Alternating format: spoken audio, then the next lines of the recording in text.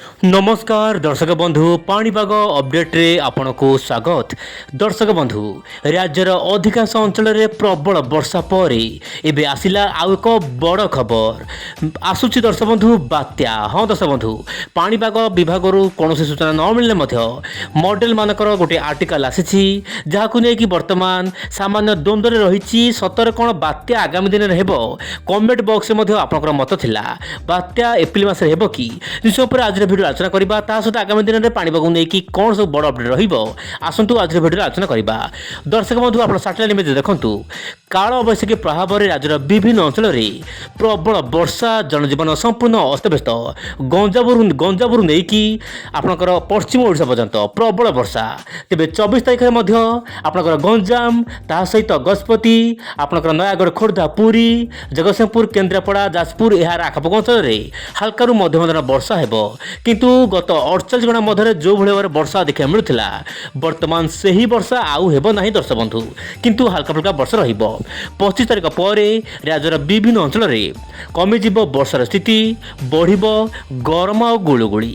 तेज दर्शक बंधु गरम और गुलुगुली हाँपाई वर्तमान पाग अनुकूल हेबो। कौन पाई पाग अनुकूल हेबो मु आपको कहबो चाहिबी वायुर चलन माध्यम आप देखो मोबाइल स्क्रीन रे।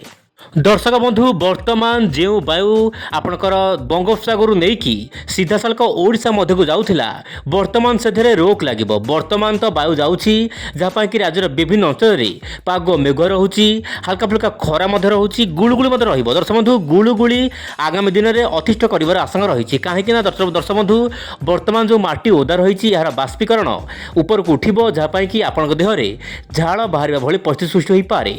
किंतु वर्तमान जब देखा समुद्र वायु जाऊँगी आपंकर स्थल भाग को जहाँपाई कि आपंकर गंजामु नहीं कि आपंकर बालेश्वर पर्यंत हल्का मध्यम धरण वर्षा काल वैशाखी ठंडस्टम होबार आशंका रही।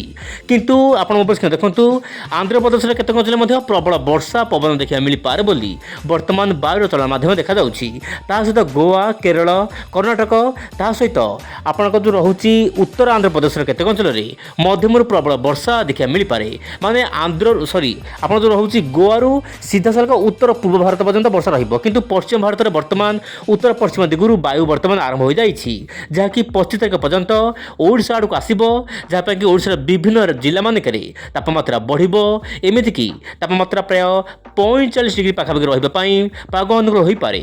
एबे देखिबा आगामी 24 घंटा पई भारतीय पाणीपागर कोन रहिछि राज्य वाइज वर्षार स्थिति आपण देखंतु। ओडिशा को संपूर्ण दर्शक बंधु येलो अलर्ट दिया जाइछि माने हळदा रंगर चेतावनी दिया जाइछि।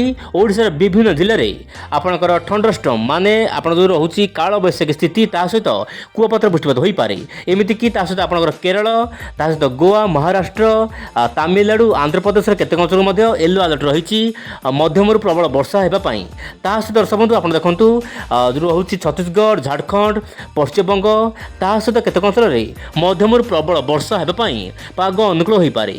तेज पश्चिमबंग केतक अंचल बिजुली घड़घड़ सहित मध्यम प्रबल वर्षा हो तेणु दर्शक बंधु आप सतर्क रुहतु। एबे देखिबा दर्शक बंधु मॉडल कौन रही बड़ आकलन विशेषकर जेएफएस मॉडल।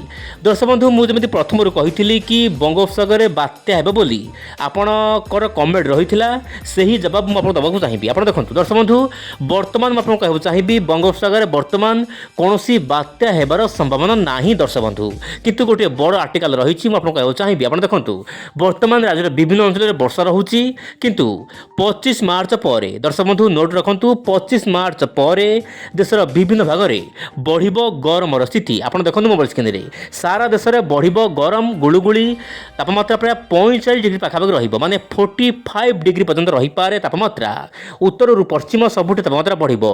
किंतु बड़ खबर होउची एप्रिल 2 तारिख पर पुणी थे दक्षिण भारत सहित ओडिशा रे वर्षा आरंभ हो जिवो। किंतु दर्शक बंधु को भाव वर्षा रहिबो ताहा तो कहबा बड़ा मुश्किल तथापि लॉन्ग रेंज फोरकास्ट माध्यम जेपीएस मॉडल कहूची दक्षिण भारत वर्षा स्टार्ट हम आप देखु दक्षिण भारत वर्षा आरंभ हो एवं यह सीधा सालक उत्तर पश्चिम दिगू जीव माने आप रोचे ओडिशा ता सहित पश्चिमबंग केतक अंचल हल्का मध्यम धरण वर्षा हेबो बोली जेएफएस मॉडल आकलन जारी करिछि। एही वर्षा आपनकर 5 रु 6 तारिख मध्ये हेबो किंतु अधिक सूचना पाई आगामी दिन में पाणीपाग अपडेट पाई आपण निश्चय पर उइंड चैनल सहित जड़ित हो रुहतु। दर्शक बंधु वीडियो शेष बेलू मुझे बड़ खबर कहना चाहिए गोटे बड़ आर्टिकल आसी आपनकर मॉडल माने जो रोचे ईसीएम डब्ल्यूएफ मॉडल बड़ आकलन आसुची କହୁଛି କି ମେ ମାସ ପାଇଁ ଦର୍ଶକ ବନ୍ଧୁ ମେ ମାସରେ ବଙ୍ଗୋପସାଗର ଏବଂ ଆରବ ସାଗର ଆର୍ଟିକା ମାନେ ବହୁ ମାତ୍ରାରେ ସକ୍ରିୟ ରହିବ ମେ ବି ବାତ୍ୟା ହୋଇପାରେ ଏଥିପାଇଁ ଦର୍ଶକ ବନ୍ଧୁ ମୁଁ ଆଗ ସୂଚନା ଦେବାକୁ ଚାହିଁବି ମେ ମାସରେ ସାଧାରଣତଃ ବାତ୍ୟା ହୁଏ କିନ୍ତୁ ଏହି ମଡେଲ ଆକଳନ କରୁଛି କି ବାତ୍ୟା ହୋଇପାରେ କିନ୍ତୁ ଏହି ମଡେଲରେ ବହୁ ମାତ୍ରାରେ ପରିବର୍ତ୍ତନ ଆସିବ କେବଳ ଆର୍ଟିକାଲ ଆସିଲା ବୋଲି ମୁଁ ଆପଣଙ୍କୁ ସୂଚନା ଦେଉଛି କିନ୍ତୁ ଏହା ଦର୍ଶକ ବନ୍ଧୁ ଏବେ ସତ୍ୟ ହେବାର ଆଶା ନାହିଁ କାରଣ ଯେପର୍ଯ୍ୟନ୍ତ ଆମ ଭାରତୀୟ ପାଣିପାଗ କୌଣସି ସୂଚନା ଦେଇନାହିଁ। ଆଜି ପାଇଁ ଏତିକି ପୁଣି ଦେଖା ବାସ୍ନା କଲେ ଆଉ ନୂଆ ଭିଡ଼ିଓରେ ନମସ୍କାର ଜୟ ଜଗନ୍ନାଥ।